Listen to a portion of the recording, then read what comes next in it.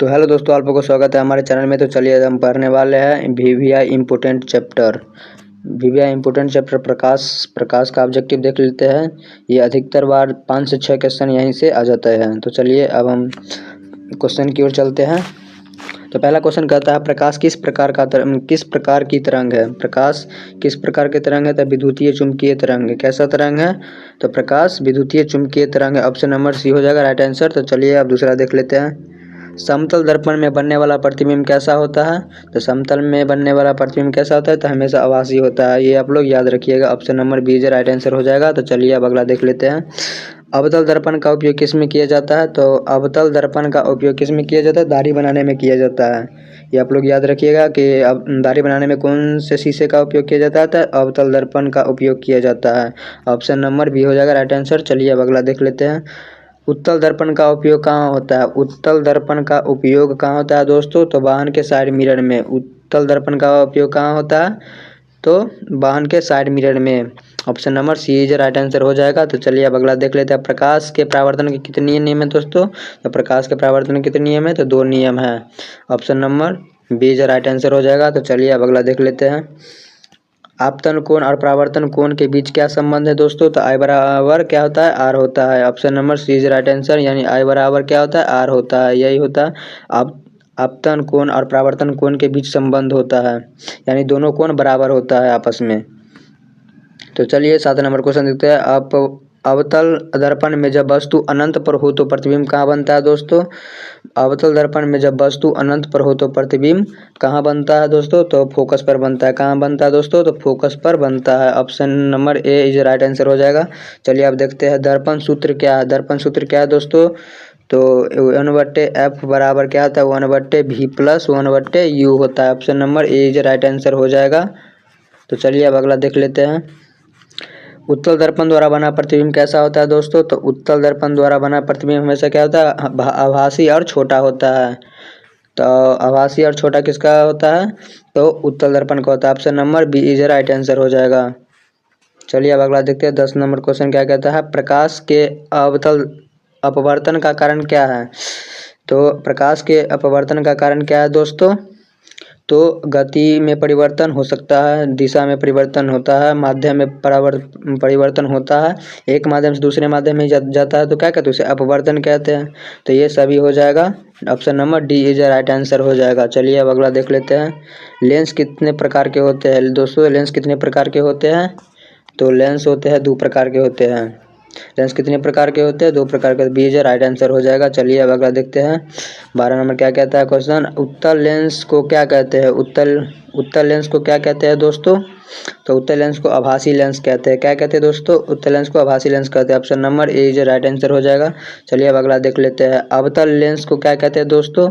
अवतल लेंस को क्या कहते हैं दोस्तों? तो अपसारी लेंस कहते हैं। क्या कहते हैं? अपसारी लेंस कहते हैं। Option number B is right answer हो जाएगा। तो चलिए अगला देखते हैं। लेंस सूत्र क्या है दोस्तों? लेंस सूत्र क्या है दोस्तों? तो एक बट्टे कर दीजिएगा। f बराबर 1/u प्लस 1/v होता है। ये क्या नहीं, सॉरी यहाँ पे माइनस होता है। 1/f बराबर 1/v माइनस 1/u/v होता है। ये होता है। यहाँ पर बट्टा 1 कर दीजिएगा, बट्टा 1 कर दीजिएगा, यहाँ पर माइनस कर दीजिएगा। Option number B is right answer हो जाएगा। चलिए 15 नंबर क्वेश्चन देख लेते हैं। 15 नंबर क्वेश्चन क्या कहता है कि आवर्धन यानी मैग्निफिकेशन का सूत्र क्या होता है? तो m बराबर क्या होता है दोस्तों? आवर्धन को m से सूचित किया जाता है। m बराबर होता है v/u होता है। क्या होता है दोस्तों? v/u होता है। Option number B is right answer हो जाएगा। तो चलिए अब अगला देख लेते हैं। 16 नंबर क्या क्वेश्चन कहता है? मानव आँख का मुख्य भाग क्या होता है?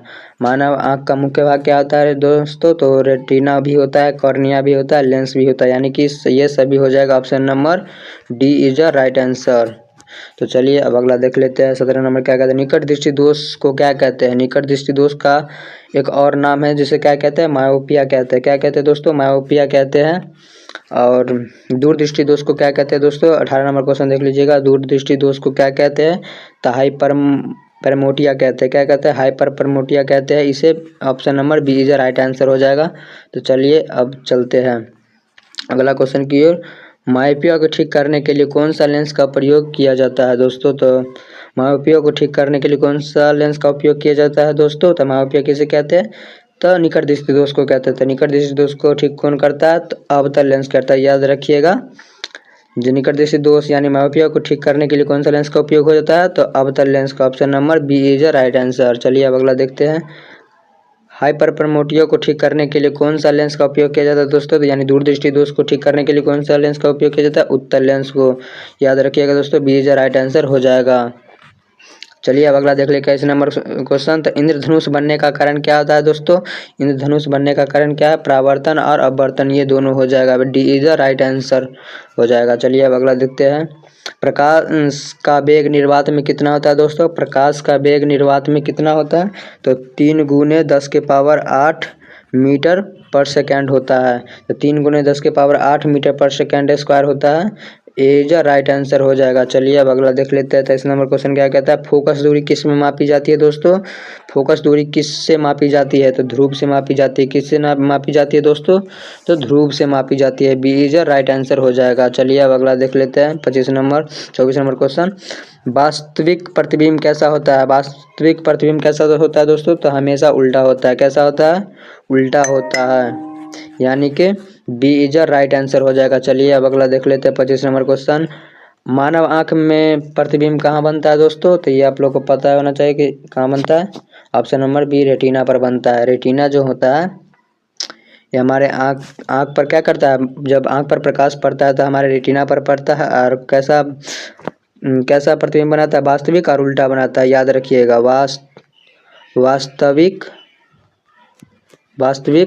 और उल्टा बनाता है। ये अधिकतर बार क्वेश्चन में पूछा जाता है। कैसा बनाता है? तो वास्तविक और उल्टा बनाता है। किस पे बनाता है? तो रेटिना पर बनाता है। ये बहुत ही इंपॉर्टेंट क्वेश्चन है। तो चलिए, अगर नए चैनल पर नए हो तो चैनल को सब्सक्राइब कर लीजिएगा और एक लाइक कर दीजिएगा। अगर वीडियो अच्छा लगा हो तो ऐसे वीडियो बनाने ऐसे क्वेश्चन इंपॉर्टेंट क्वेश्चन चाहिए तो चैनल को सब्सक्राइब कर लीजिएगा। ठीक है, मिलते हैं अगले वीडियो में।